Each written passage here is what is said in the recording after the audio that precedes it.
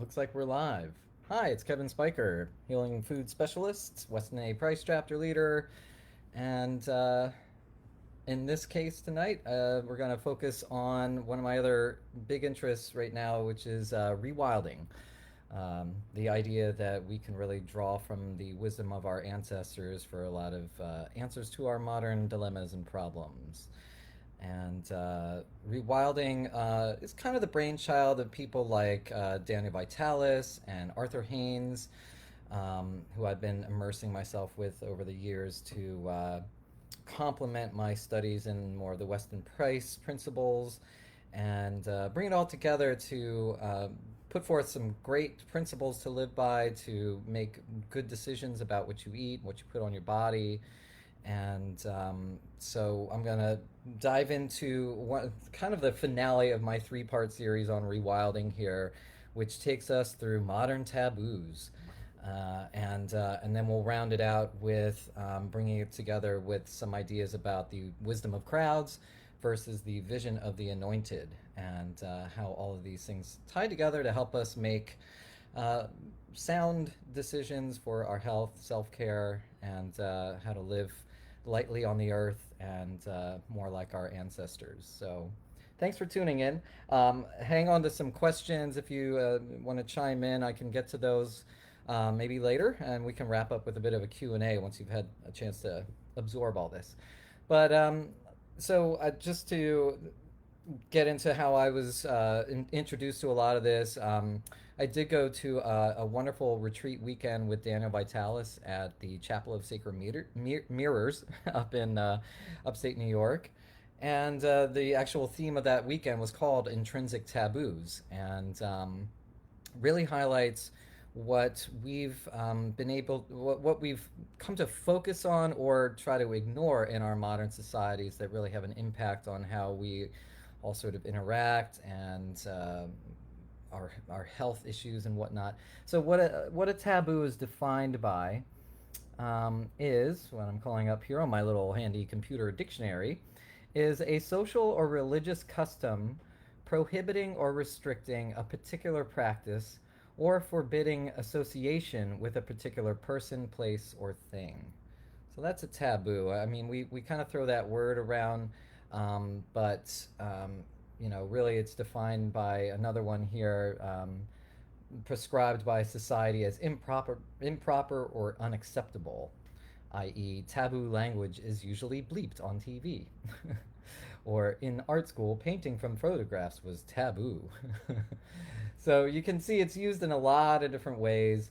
I'm going to really focus on more of the system, practice, or act whereby things are set apart as either sacred, forbidden, or placed under prohibition, and how those aspects of our society are something that we need to either confront or make peace with.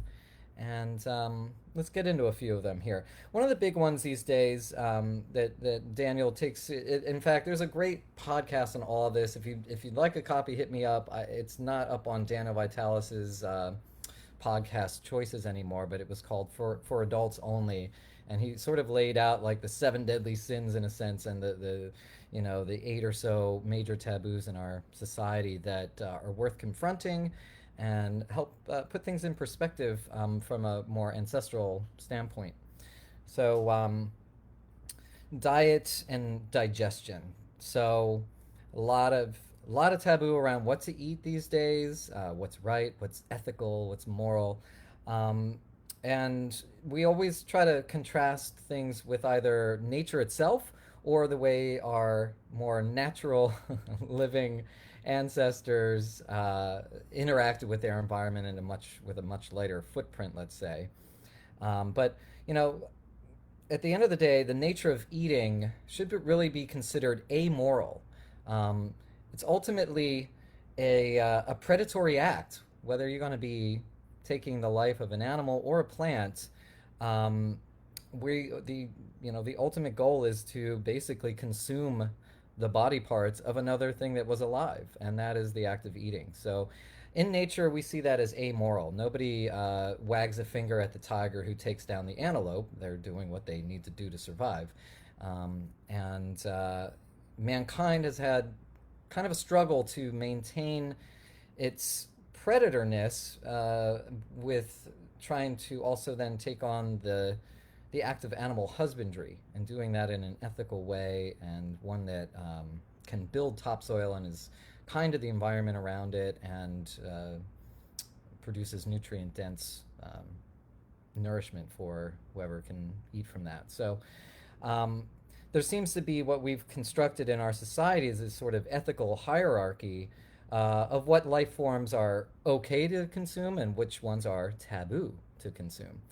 So it's kind of an illogical approach. It's we need to make peace with the idea that we're eating the body parts of something that gave its life for us. And I'd say the closer you can do that to nature and farther from processing and factory type settings, which even require more environmental inputs and damage along the way to create, the better you'll be. Um, Something that's a taboo and around digestion is often the idea of like having some gas or farting. Let's just call it. Just call it what it is. You know, these are taboos are these things that we dance around that sometimes create uncomfort, but there's nothing really wrong with it. Ultimately, it is the process of microbes breaking down food in your gut. It's the exhaust from that process, and a little here and there is not a problem. Although it can be an indicator of some bowel issues if it's intense and maybe really, really foul smelling. But we can get into that when we talk about digestion sometime. But anyway, you know, these are just more aspects of our life that are sort of, well, we'll get into some of the ones that are kind of denied us and then granted back in a more controlled and manipulated way. So that'll fall into some other categories coming soon. So diet and digestion.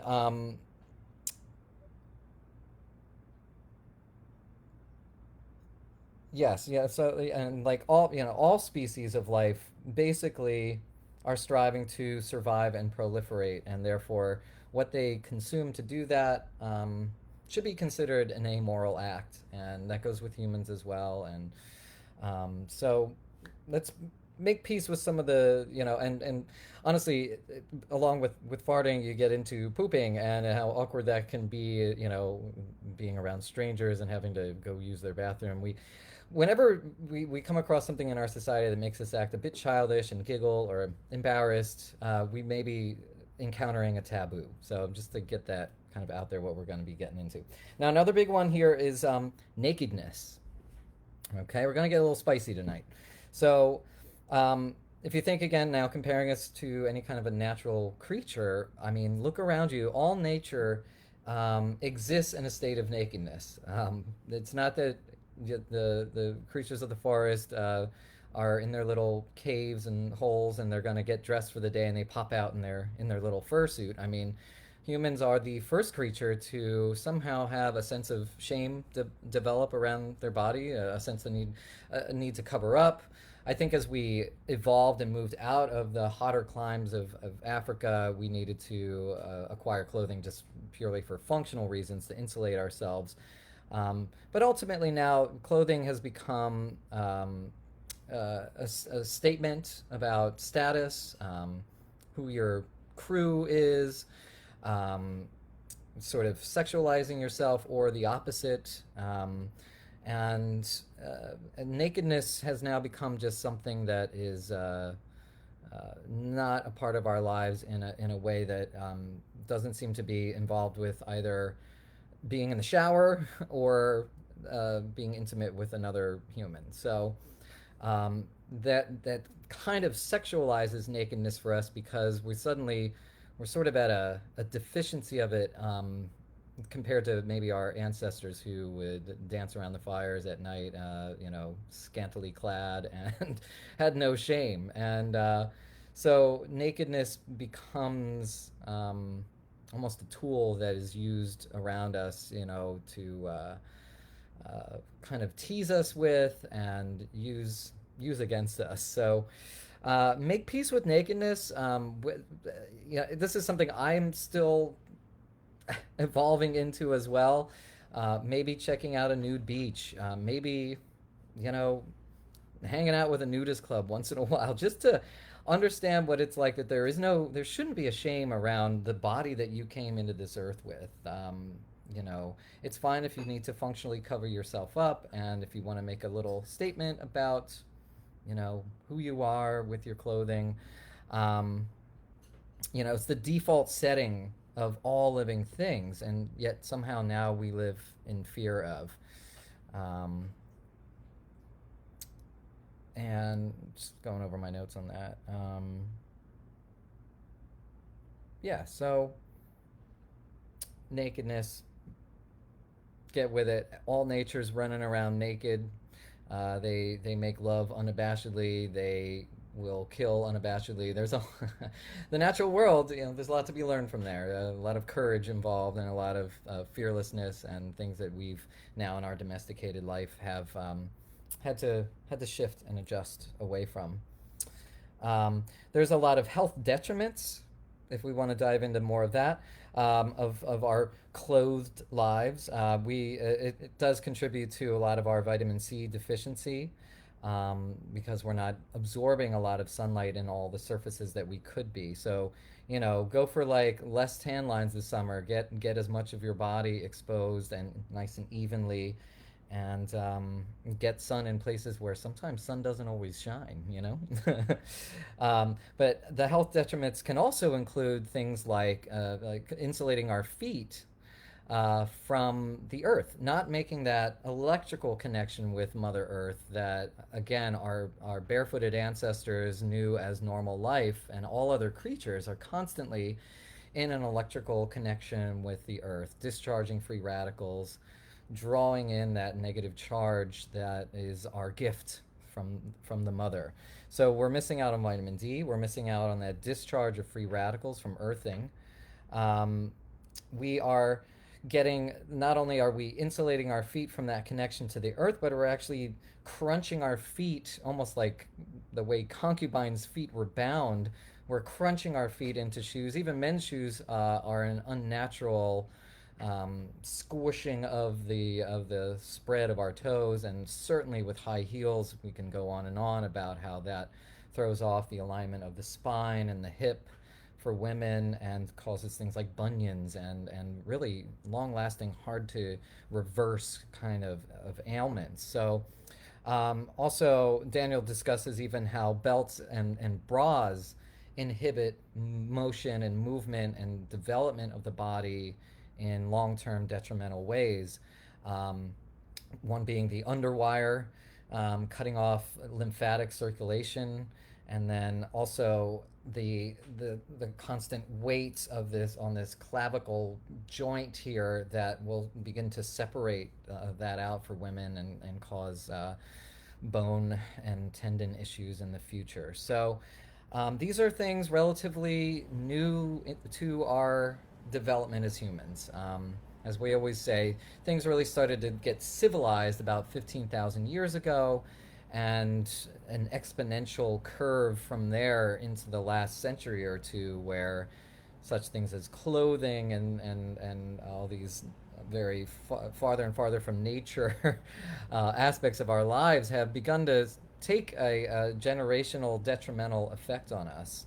So interesting to just kind of reflect on that, and start to enjoy and embrace nakedness, or as close as you can get to it wherever you can. I happen to know of a great beach on Sandy Hook that is, um, you know, friendly to those who want to get full sun. So, message me about that if you want to take a trip up there when things loosen up. So, along with nakedness comes the idea of sex as a taboo. Um, Daniel makes the claim, which I agree with, is that it's actually an underlying obsession for all of us, in a way. If you're getting it, sometimes you're obsessed. If you're not getting it, you're in a way obsessed. Kind of the way, and we'll get into drugs and whatnot, but the way, someone who is a drug enforcer is just as obsessed with drugs as someone who's maybe a quote unquote addict. So, sex is an underlying obsession. I think it comes with our programming. I think it's just every creature has a programming in it to procreate and continue its lineage. So it's no wonder that we have a screwed up kind of a taboo around sex. You know, we have to learn to be more comfortable with it. We're surrounded by provocative media, but we don't confront the deeper meanings of it, communicating and understanding its nature, and that's leveraged against us, like the carrot dangling in front of us. Um, it's not allowed here, but it is allowed privately. It's waved in our face, but don't you go around and do that. There's so many mixed messages around it that you can imagine that we get a lot of disorders in that regard. So, nakedness and sex, something that I think we need to bring a more maturity about. This is why Daniel's talk was called For Adults Only. It wasn't because of the spicy content, it was because he's encouraging a maturing of us. We talked about this in the second session on rewilding. Was the idea of neoteny, which is living in a permanent state of juvenile behavior, which is seen only in domesticated creatures. We see dogs behaving more like puppies all of their lives compared to their wild progenitor, the wolf, which eventually has to come of age and become a true wolf and let the puppy die, in a sense. And cats behave much more like kittens for most of their life. Even the animals we raise for food are in a docile, juvenile kind of state. And now we see that also in humans, that we take quite a long time to really mature compared to creatures in the wild that really have to grow up quick and learn how to survive. And I think somehow even come with a lot of the downloaded information on what it is to be that creature and go forth bravely into the world. So we're finding ourselves not maturing in ways that we can see in our ancestors and certainly in the natural world around us. As we mature, we need to make peace with another big taboo, which would be money. So some perceive money to be the root of all evil, but it is a reality of trading and bartering, and it has been for a very long time. I think a lot of people in the natural world may have this misconception and this romanticizing that early man had no currency and would only trade and barter and had no need for it. But we really did. It was a basis of determining value and exchange, and it could have been defined by things like beans or cacao, something that was highly revered in a culture could be then used to sort of gauge how much that vase would maybe be worth. Maybe that's worth 100 cacao beans. And even if you're not trading 100 cacao beans for it, it gives a sense of value when comparing objects that you desire or need. And so there really is nothing evil inherently about the idea of trade and commerce and value defining in a culture. It's quite essential. It's the allocation, the misuse of money that begins to reek of the quote unquote evil we assign to that. Um, and these days now we live with government issued currency. We're not trading beans and wampum and things like that anymore. But that has to be our there's nothing really evil about it. It's what we have to use to define our values, the value of items and services. We've developed a sort of awkwardness, a lot of us, around offering our services. I like the way Daniel describes what it's like to sort of get involved with a loose bartering situation with, say, maybe like a masseuse, where like, hey, for you, I'll do it for $50. It seems like not so much a clean transaction because, well, do I then owe you something for the remaining value that you saved me? Is like, where's the do I owe, is there a debt now forming that is unclear? I must say I'm also just a big fan of clean transactions, ways of clearly defining what value you can bring forth without exaggerating or undervaluing and lowballing yourself, and making that clear to people, honestly and without manipulation, and fostering a fair trade of sorts. um, Vague estimates and undervaluing yourself, it undermines the trust between the two people involved with the transaction. And if you just ask somebody what would you like to pay, you're most likely going to get lowballed. So do yourself a favor and do others a favor by being straightforward and honest when trying to determine value between each other, even if it doesn't involve U.S. currency.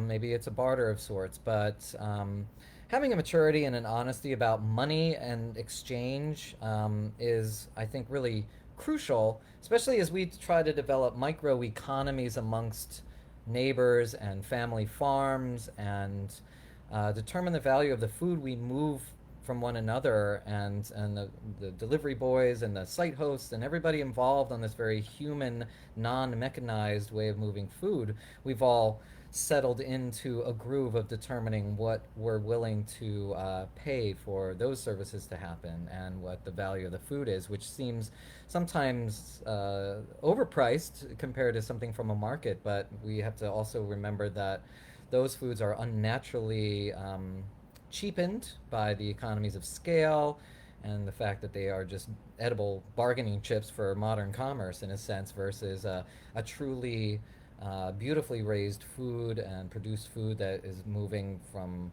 one truck to your home basically, and cutting out a lot of trains, planes, automobiles, middlemen, designers, labeling, regulation, etc. So it's interesting to be building microeconomies. Support your local artisans, your fermenters, your soap makers, your deodorant makers, and build a microeconomy, a local economy around you in times where the big behemoths are stumbling right now.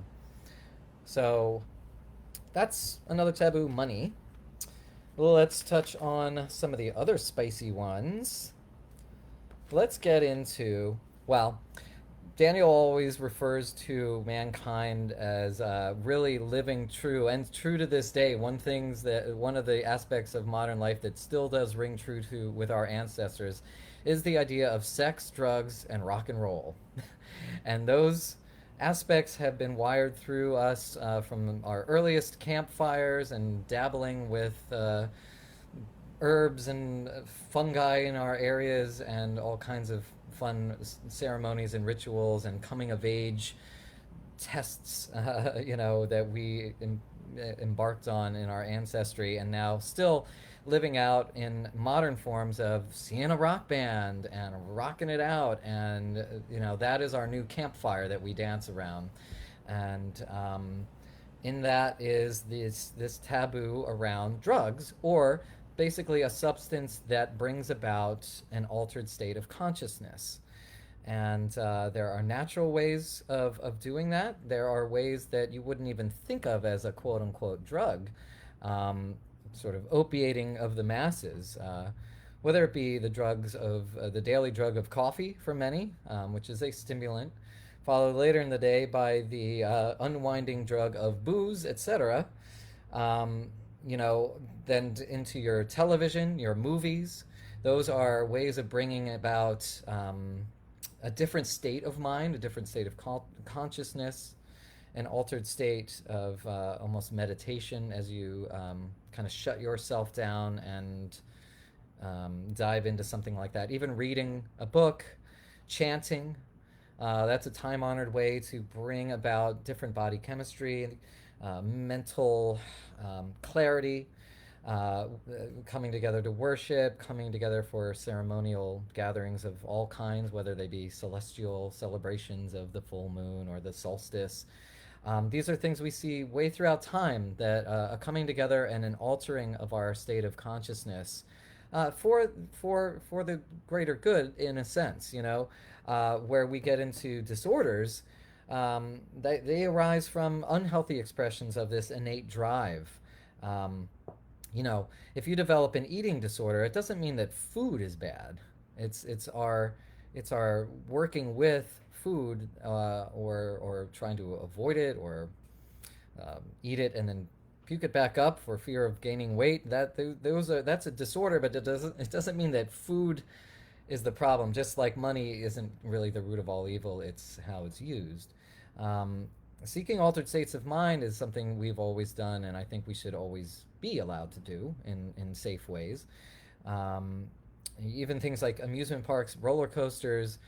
You can see it in children, when they want to be spun so fast on a merry-go-round or a sliding board, or be pushed to their limits of their perception just for those brief moments, and they get such a rush out of it. I think that's worth respecting, that we maybe want to have that in our adult life as well, and done in a mature way. Um, Even wildlife has been observed intentionally seeking out and ingesting substances to enhance their experiences. Hilarious footage on some of these nature shows of the big fig trees that drop these big juicy figs that then fall to the ground and begin to be affected by airborne yeasts and actually produce natural alcohol, natural booze, and various animals come through and partake. These drunken monkeys, and they have a little out of body experience for a little while. And I think that ultimately those types of dabblings, these little gifts from nature that kind of made life different for a minute, are where we became human, where we evolved imagination and a desire to learn more, be curious, and discover the secrets that this wonderful Eden around us provides. So the aberrations like addiction doesn't mean altered states are bad. It's less to do with a specific substance and more to do with the individual psychology. And a lot of why we dive into quote unquote drugs or things that will alter our consciousness and our state of thinking are stemmed from a lack of community. Loneliness and things that we're, I think, really suffering from right now are going to be their own disease to be dealt with. I think it was a poor judgment to close down Alcoholics Anonymous, but let liquor stores open and separate us all in our little cubicles for this long and unknown period of time. For those of us that may be really detrimental at a crucial time. A lot of uncertainty, a lot of fear going around in the mix. Plenty of liquor and booze to supply yourself with, but nobody to talk to about your lack of community and possibly an addiction issue. So, but prohibition, as we've always learned, just leads to more problems. Prohibition of drugs, the war on drugs, only led to higher potency due to the less volume that was able to be moved around, and that higher potency led to more deaths. So the more you try to squeeze the people, the more we slip through your fingers. So be wise and be mature about your understanding and possible exploration of mind-altering substances. And we'll leave it at that. I think of fear, another taboo that we're going to dive into now. Daniel has them separate, but I'm going to group them together. I think one of the driving fears behind substance abuse would be things around three of Daniel's other taboos, which would be violence, death, and the idea of God. So, backing up to violence. So, a taboo around violence comes from a kind of a denying of its existence.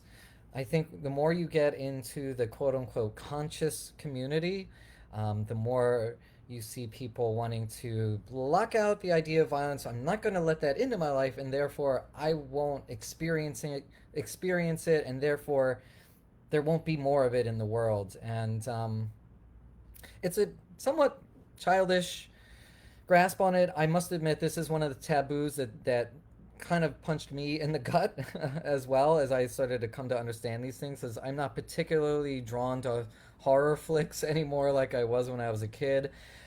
Seeing violence in films really seems to like stick with me. I get kind of nightmarish visions, and I don't enjoy it. But at the same time, violence has always occurred at the microbial level on upward through every form of life, usually in the act of one creature consuming another to survive, which is seen as somewhat of an act of violence. Um, denying its existence, though, is Daniel describes this really great. You know, if you were a people living around a lot of cliffs and sort of dangerous ground, you'd want to be aware of that as an environmental threat, in a sense. You wouldn't want to just deny the existence of cliffs and walk around blindly until you finally just fall off of one. You'd want to acknowledge their existence, but you don't have to obsess over these cliffs that are everywhere and oh my god, I'm going to fall and watch out. There's a balance to be struck there, and just you know understanding that we'll never really reach a point on a planet like this where some sort of violence does not exist. Um, we think of apes. You know, some of their first tools developed was like the chimpanzees taking a long stick and digging it down to into like an ant hill or a termite nest, and then pulling out that stick and just num, num, num, num, num, num. And you know, while that looks like a nice little peaceful lunch for the chimpanzee, just imagine that from the point of view of the termites or the ants. Pretty violent act going on in your ant hill that day. You know, bad day for the ants. So, um, violence is a part of gaining nutrition and that exchange of energy in a fair chase. Um, the act of eating is basically violence. Um, Now, not to say that we need to, again, like obsess over this violent slaughterhouse of a world that we live in, because I think, like yin and yang, this is beautifully balanced by the abundance of life and the birth that comes from the demise of other creatures of the past, the way that builds our soil. Soil is a collection, a history of everything that came before us. And, you know, many creatures lost in what could be called a violent way, but is the fair exchange of energy on this planet Earth. And it should not be hidden or denied as a taboo or wished away, or you know, thinking that ignoring it will make it end. And then with that in mind, we'll touch on one of the biggest ones, which is death, and the reality of our mortality. Um, avoiding a confrontation and having an aversion just causes us to live in a low grade fear. I think that we don't confront. As with sex, we're internally obsessed with death. Um, Religions shroud it in fairy tales. Science offers nothingness and oblivion as its definition. And I think it's up to us to find that balance. You know, our ancestors explored the concept in rituals and in medicine and altered states. And whereas the modern folks, you know, we just try to cheat death, prolong life, and all of that is leveraged by the powers that be. Hey, um, that kind of use that. I'm still making it, Mariana. I'm still live. Thanks for tuning in, though. You know, this fear of death, our obsession with sex, all of these things are leveraged by the powers that be. You know, and we have to really mature around these things. So, like I was just saying, on one hand, religions dress it up in stories, and science gives us kind of nothing, you know, a nothingness, an oblivion, the void at the end of our lives. So it is up to us to look that in the face and find what will be a meaningful way of coming to terms with it, embracing it, seeing it as perhaps a graduation to another form of life. if you've been following Dr. Zach Bush, I love what he gets into based on his experience in the medical field, working both in the maternity ward, bringing lives into the world, and then also in hospice and seeing people take that journey.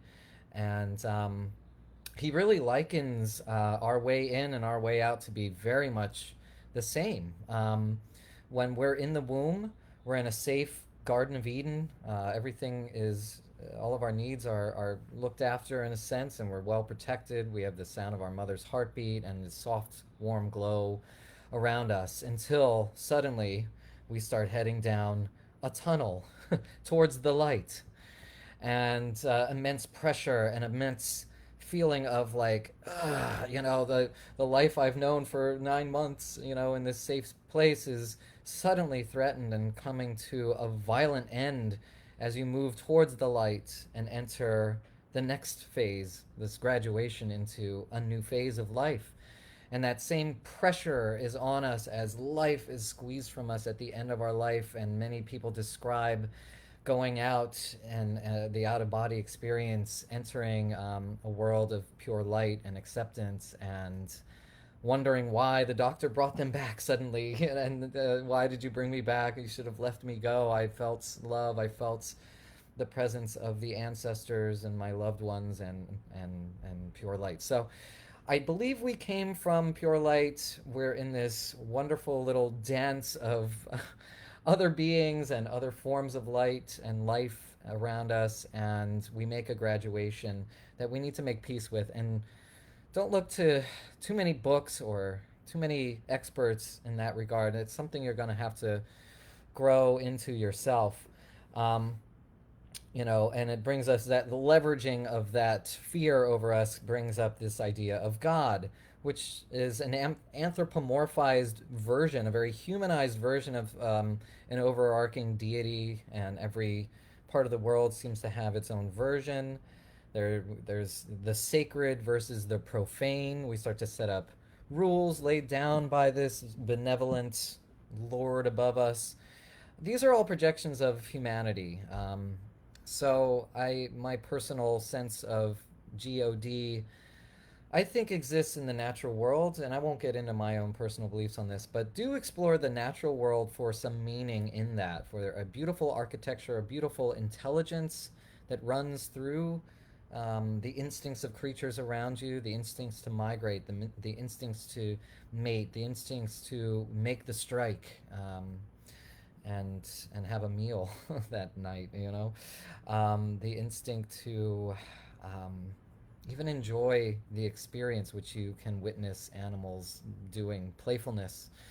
Um, and, the more specific I think you get in your definition of God, maybe the less accurate it really is. And it maybe is meant to be more of an abstraction in this world. I personally ascribe to the idea of animism, that there is an animation to all things, rocks, stones, plants, water, our bodies. And our bodies contain elements of that earth and that animation. So I've explored that in my quest to find answers of the unknown, which may never truly get answered until that moment we're in the light. So make peace with it and be patient. You'll have all your answers one day. You just won't be able to come back and tell us all about it, I guess. But have a good relationship with the fabric of the universe. Um, and I think that'll soften that fear around your own mortality. So, those are the major taboos. We had just a quick review. We talked about diet and digestion, how what we eat seems to have become taboo, and a source of awkwardness around good company, and things like farting and pooping, and things we have to actually really get into if we're going to help you nutritionally as we analyze your gut and what's going on in there. You have to start to come to terms with things that are considered a bit taboo, and we giggle and laugh them off, but really have a profound impact on how we can understand what's going on in our gut. We talked about nakedness and sex, um, how very few people are truly naked anymore, the way all animals that we witness in nature are unabashedly naked and unafraid. Sex just being another thing that's wielded over us, a misunderstood aspect that is an underlying obsession with many of us or most of us in some form, whether we're getting it or whether we're not. Um, and then we had money. Money being something that is seen as evil, but is definitely a vital part of our evolving society. And we talked about mind altering substances and ways to alter your mind that don't necessarily involve pills and liquids and needles and things, but also numbing out with TV and movies and but the good ways of doing it, like chanting, meditating, worship, ceremony, ritual, um, try to incorporate ways of doing that. Dabble in that stuff, and you'll start to find, hey, I may have a spirituality within me that I didn't know was becoming awakened, which then may help you start to soften your fear of mortality and shape your view around spirituality. Um, so you can see how taboos really point to a way of understanding yourself in a deeper level and understanding maybe some of the problems and the tensions that grow in a society around these taboos.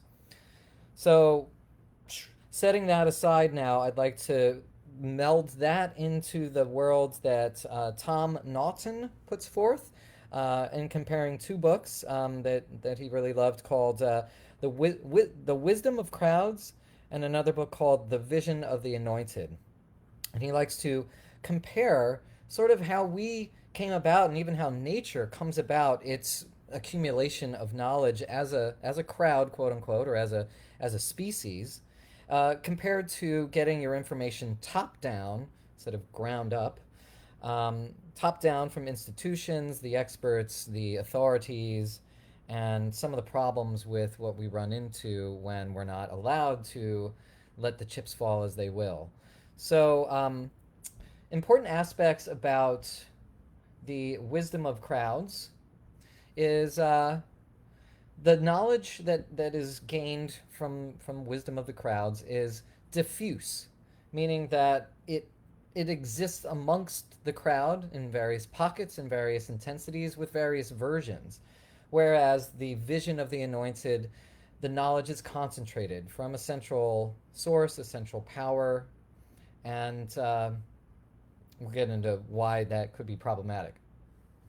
The wisdom of crowds is based largely on experience. So the trials and errors, the scraped knees, the bumped elbows of life help us actually gain a clearer picture, sometimes, depending what we're talking about, versus the expertise of the academics and the theoretical approach that is given to us from the top down. And not to discredit any of that, but we have a lot of that right now. I think we have science overload. A lot of it comes from dubious sources, and the experiment was set out to prove exactly what they needed to prove versus an honest curiosity that the older scientists, I think the true scientists, the practitioners of the scientific method, showed us. The wisdom of the crowds is unplanned.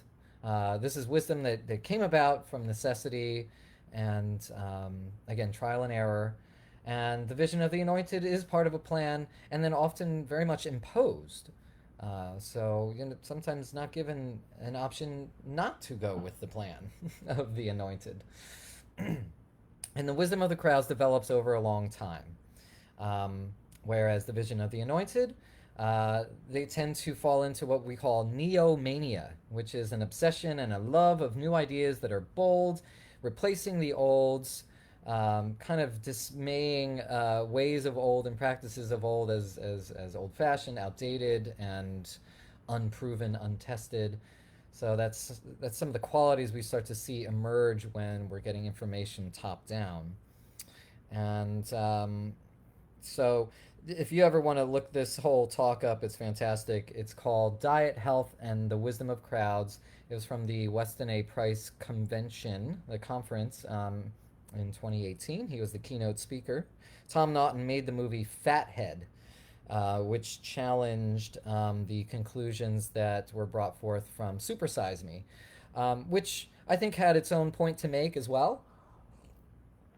But, in our Weston Price world, we get a little, our feathers get ruffled when you start bashing saturated fat. And I encourage you to look into the truth about things like saturated fat and cholesterol, which is all very well put out there in the westonaprice.org website. So, the vision of Anointed, they identify a problem in society. This is the cascade of events that may seem a bit familiar right now. The vision of Anointed, they identify a big problem in society. And to fix the problem, they propose the grand plan. And this grand plan often requires spending lots of money to be invested and restricting people's freedoms to make the plan happen. We have to make some sacrifices. And we're going to need a lot of money. So they've identified the problem, they proposed the grand plan, and then they go on to usually dismiss all evidence that the theory behind the plan could ever be wrong. Because their intentions are good, therefore the plan is good. And there's no time to delay, we must act now. This problem is time sensitive, which often big problems we face are. So, if possible, the Anointed will then impose the grand plan on all others, mostly for their own good. And the Anointed will never, ever admit that the grand plan was a bad idea, should anything go awry.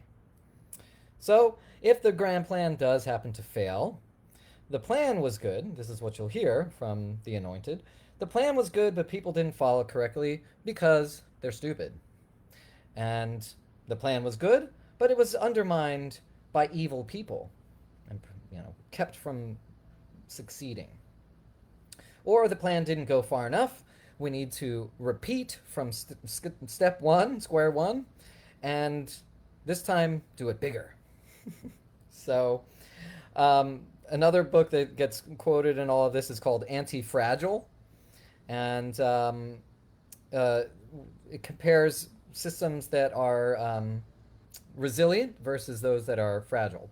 And a fragile system will break or completely blow up under pressure. And we're talking abstractly a system in nature, we're talking a government system, we're talking a system of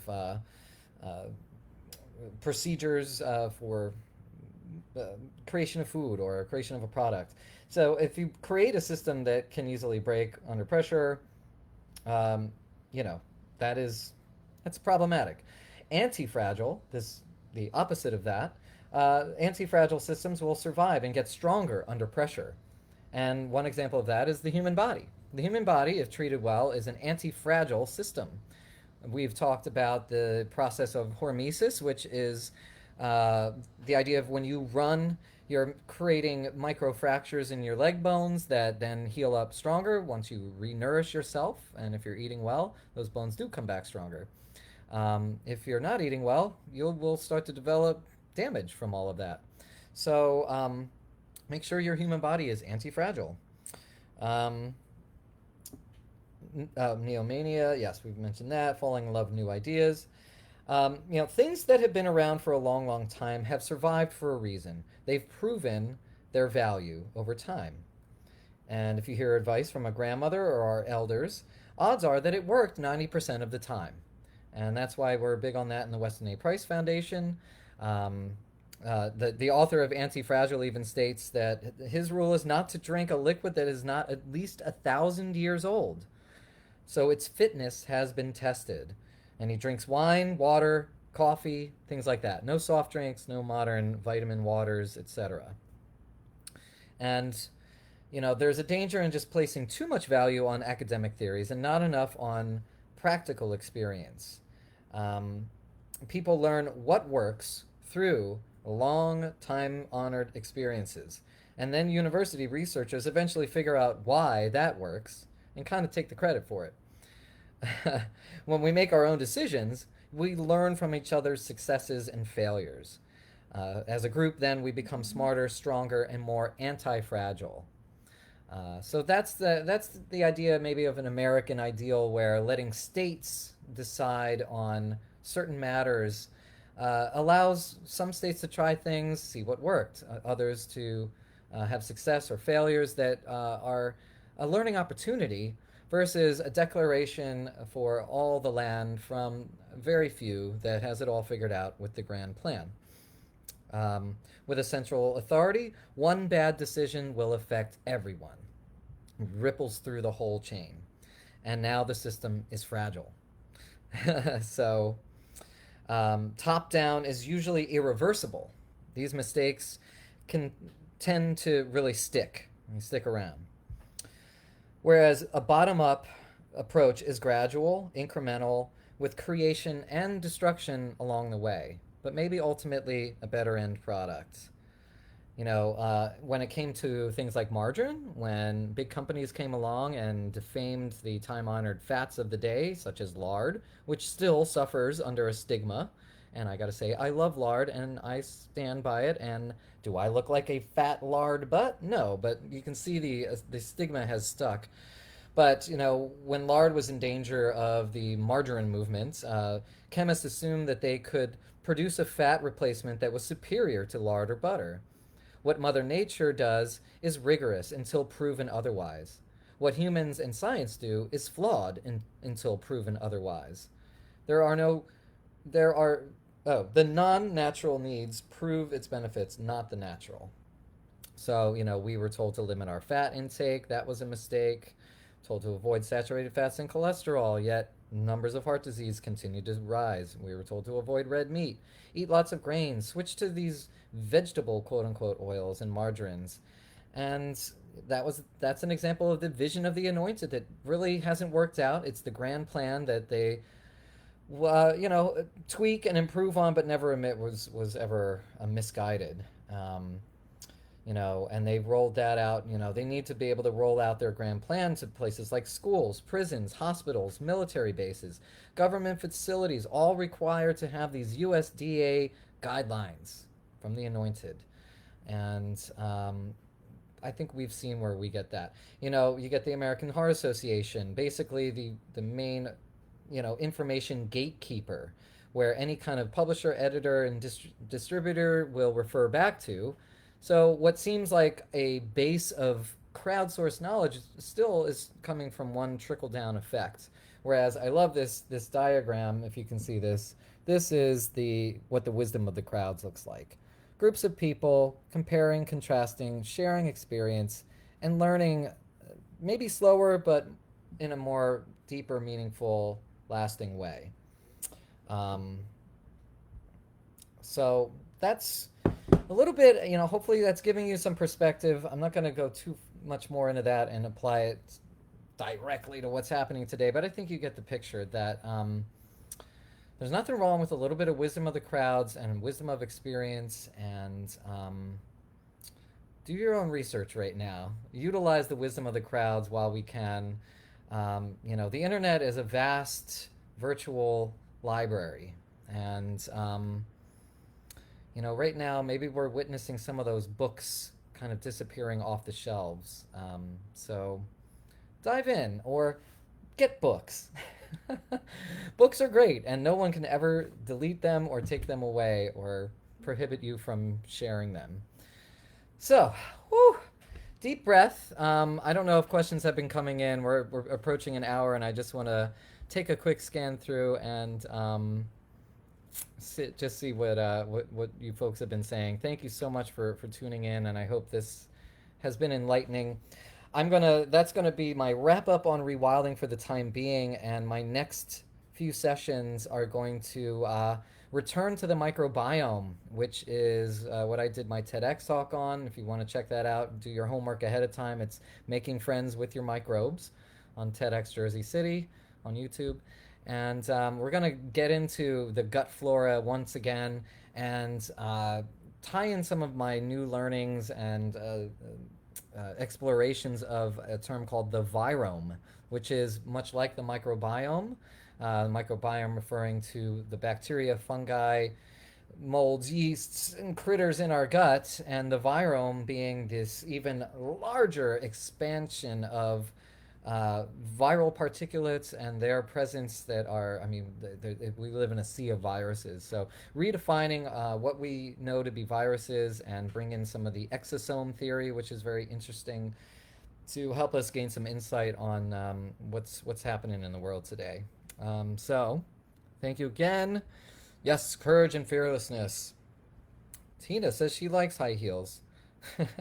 No problem. But remember to also run around barefoot too. And don't get to the point if you're starting to see visible evidence of the damage happening to your toes, such as the start of bunions and calluses and any kind of posture difficulties or things. You are, going against the mechanism of walking for yourself. You just really throwing a wrench in that machine with every step. Um, and Julian's gonna go braless. Yay! Or she has been. Yeah, bras are a big problem health wise. Look into that.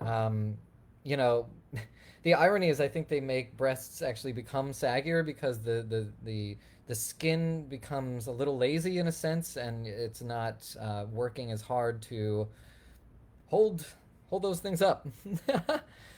um, yeah, Tina says, sex is a longer conversation, of course, but just to know, like, we're just defining our taboos, and we can always dive into that in a more nuanced way. Thank you, Jessica, for posting the Zach Bush. Um, yeah, PM me any messages you may have. And thank you also for posting Wisdom of the Crowd. And that looks to be the questions. Anybody else have anything to add or wonder about with this one? Really appreciate you guys tuning in. This really gives me, catharsis to talk about the things that have been brewing inside as all of this craziness continues to unfold.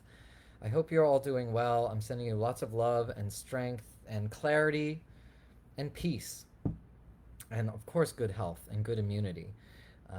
Always reach out if you'd like to get connected to the great farmers we know. And one quick plug, we are starting a new delivery on Tuesday. I meant to mention this earlier. So there is a new option. We're getting most of the days of the week covered in the Asbury Park, Monmouth County area. Wonderful farmer. I can give you more information on them.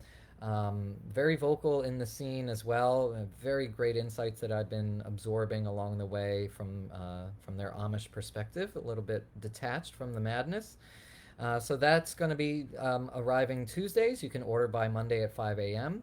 And we offer either a home pickup in Avon by the Sea, or I can happily deliver to you. So hit me up if you're interested in learning more. We have options that come in on Wednesdays in the area. We have we have Thursdays, we have Fridays, Saturdays. So almost every day of the week now getting covered with our awesome microeconomy network of local farmers and supporters and site hosts and drivers, and this very human food system that we're evolving to meet the needs. So thank you again. I will be signing off if that's it for everybody. Send me any messages. Happy to send you more details on everything we've touched on here. And be strong. Keep it wild. We'll talk to you soon. I'll be jumping on board with the three amigos and Matt and Dr. Nick again very soon. So stay tuned for our next episode there. And stay strong and healthy.